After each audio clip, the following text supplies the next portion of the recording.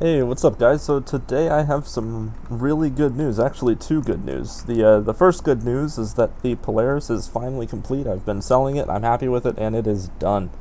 No more work on this project. And then the second good thing is that it's day for the first time in 2 months at the South Pole. So I guess we're going into the summer months. So that's pretty exciting. Anyway, I brought the magic carpet over here to the spaceport so I could kind of show it off in style, I suppose. Ignore the big orange bar in front of me, but yeah, here it is. I went ahead and did like a minimalistic silver theme, and honestly, I'm happy with it. I love the gray, and I think it looks amazing. Oh, and also I'd like to apologize if you can hear like my 3D printer in the background. It's currently going. It's like, so it makes like a whining noise. If you're wondering what that is, it's the printer. But anyway, let's get right into it. I just thought I would fly around, kind of show you guys the ship. Put this as the last video in the series. Show y'all what I came up with. So yeah, that's really the exterior. Pretty simple actually on the what I've done on the exterior. I tried to get most of the angles good, but there are still some things that I just haven't. I'm not good enough to fix it. So that's beside the point. I'll go ahead and pull up the stats. Let's see. It has a couple ton. It's like full of fuel, and then it has like some scrap and stuff in it. So, but the dry weight is just about 750, 800 tons with no fuel. And you can see that there. You can actually look, even though my building style is unique, the honeycomb only makes up 62 tons, so it's not so bad. Yeah, 3D printers over there screaming. Fuel, yep, we know that. Atmospheric. Here's my the stats on the ship right now. So it's a pretty fast ship, and it has even more brake force than it has speed. It's ridiculous. But I actually like the brake force. It means I can fill it up completely with hematite, and it'll actually float down on Alioth, so it makes it kind of foolproof and a true multi-role ship, which is what I was going for. So yeah, I'll go ahead and run through my inertia matrix. Isn't very good, but the ship flies, so I'm happy. But anyway, run through these things real quick. You can pause the video and look if you're curious. But yeah, there you go. Let's check out the interior. The interior isn't super crazy either. I didn't use any elements. I don't like elements. If I crash, I don't want to have to go repair for 2 hours. But yeah, so I didn't use a lot of elements. The only thing there's a lot of are lights, which is kind of a downside. I thought I'd also, before I go in, I'd point out the landing pad. It's for like an extra small ship. I might make an extra small ship with a similar theme that can fit here. So that might be pretty cool. I actually had someone request that. Went ahead and did like silver line around the anti-grav, and against my better judgment, I did make automatic doors. so the doors are all automatic. So this is kind of the area you come in from the landing pad. As you can see, just pretty simple. There's no elements other than lights. Go up through the front. There's kind of like a foyer area, and I reused my vents again, put some pipes back there. I thought it looked really good. Warp drive here in the middle, and then up front is the bridge. So that's basically the extent of the top floor. You can see what I've done here, and I actually went with a side-by-side bridge design. Some people don't like this, and if you guys want, I can make a center version too. It's really easy to switch it, but this is the side-by-side bridge design that I made, and when we get into flying it, I'll show you. It's actually nice because you can look out the window when you fly, which I like. We'll go ahead and go back to the back of the ship. It does have some, it has like these extra rooms in the back you can do what you want with. I added them. I filled it in just because I liked it filled in, and then I added a little door here you can kind of squeeze through to get to all the elements to repair it. So you can get around inside the ship to repair it if you need to.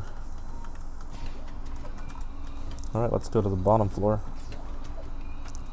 My elevator's in the cockpit. I put it here because I wanted it to be quick. I didn't want to have to walk through the whole ship to get to the cockpit. So yeah, this is just the bottom little foyer area. It has the container hubs. It has the model number, so I have the prototype, which is serial number 0, of course. Some more pipes. I like the pipes. And then the fuel tanks are up here also. It was kind of a last minute thing, and an ammo container for the cannons. Automatic doors here, force field. And that's basically the extent of the interior of the ship. And I like the interior a lot. Some people might say it's a little bit busy, but at least it doesn't have a ton of elements. I think I'll talk just a second about the container hubs. It has 2 sets of containers. So like the bottom hub is meant as like a fuel scrap warp cell container, So all that stuff is separate from your cargo container, and I do this because it's more efficient in Dual Universe if you have a little bit of extra space to just add small cargo containers. So it has 10 small cargo containers, and then I think 6 larges, so you can see the total volume, 1,152 kiloliter, plus the 120 that this one provides.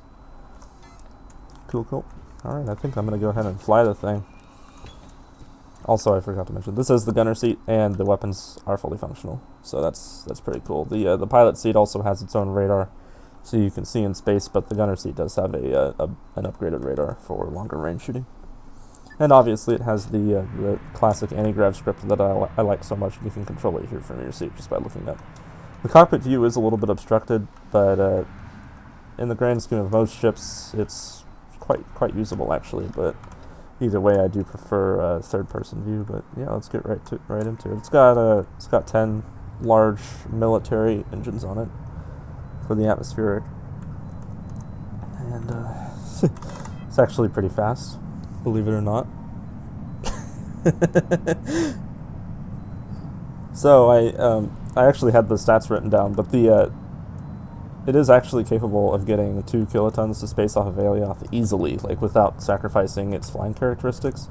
And I was able to almost get 3, but I do have pretty good skills.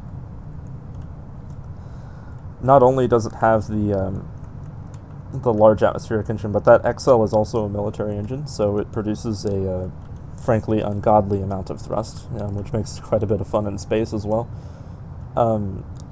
I actually have some advanced military engines for it, advanced XLs that I'm gonna put, but the one that comes like from the DU Creators shop is not like that. But yeah, obviously this isn't loaded down, but we can go ahead and take it up to space and see how it flies. So getting to space is as easy as pushing the throttle forward a little bit and trying not to burn. But once we're there, it is terrifyingly fast. The space thrust is ridiculous with that XL engine. Let's go ahead and get it warmed up just to show you guys.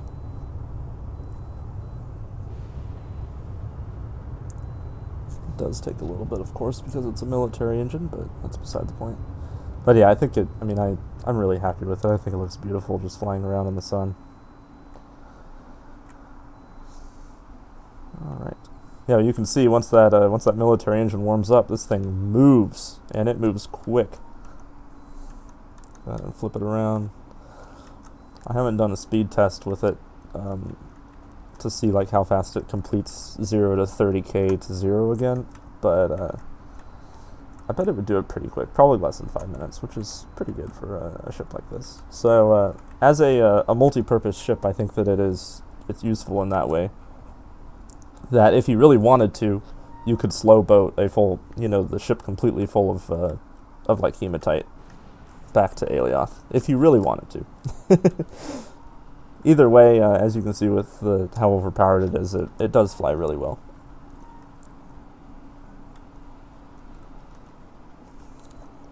So we're just going to go ahead and bring it back over to the spaceport, and then we'll call it quits. I really appreciate everybody who actually watched the build stream. I had a ton of fun building this ship, and I hope you guys enjoyed that. And then also, if you guys want to buy one of these, I have it is for sale on DU Creators for like 50 mil. So you can just Discord me and let me know, and I'll make you one. Oh yeah, also the brakes are like insane, so you can just float on the brakes like this. It has so much thrust. I can just kind of have some fun, warm up the engines, tip the ship back. Someone challenged me to do like a low loop with it, which obviously I'm not afraid to do.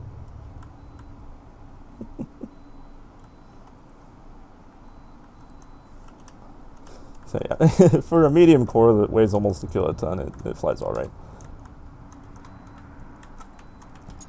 Alright, anyway, this is going to be the last video in the build series for the Polaris. I'm definitely going to have more build series in the future.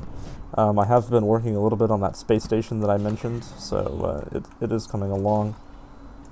Anyway, thank you guys for watching. Let me know if you want one. I'll see you guys later.